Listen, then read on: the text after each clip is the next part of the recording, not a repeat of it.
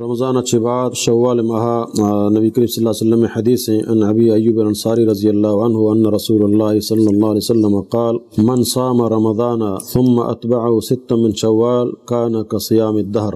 یہ صحیح مسلم حدیث ہیں، صحیح حدیث ہے. اللہ نبی صلی اللہ علیہ وسلم فرمائیں کہ ہر کسا رمضان روچک داشت اور فدا شش روچ شوال آئی داشگون تو آئیے پوریں سال روچک ثواب رسی گو یک پوریں سال روچک بو. ای اللہ تعالیٰ طرفہ یک بلائیں احسان ہے، یک بلائیں فضل و کرم ہے کہ ماہ رمضان پورا 10 ماہ بروبرہ بسمت اور آششیں روچانہ 2 ماہ بروبرہ فدا بسمت. اللہ تعالیٰ فدا ہما ششیں روچانہ مارا پوریں سال ثواب اندہ یک بلائیں اللہ طرفہ یک نعمت ہے. مسلمان کا خیر دنبائیں منا اجر ثواب برسی سمجھے نا. تو ای اللہ نبی صلی اللہ علیہ وسلم ہمارا حکم دا تو ای ششیں روچاں آکھ عید روچیں آ روچا روچک دارک جائز نہیں سمجھے نا. آ روچا مردم بوار اور آ مردم کے آئیا رمضان روچک برنت افضل ترمشنک آساریہ ہوتی روچگانی بدلا بداری فرزانی تو اگر نہ سمجھے نا اوشک مر راہاں رامترہ داراں چونکہ اے شوال ماہ دارگیاں تو آ اشان شوال ماہ کا ساریہ مقدم کا گنجائش ہستے اشان داش کت کا تو اشان اگر فے در فے داری ہم شر رہے یا سمجھے نا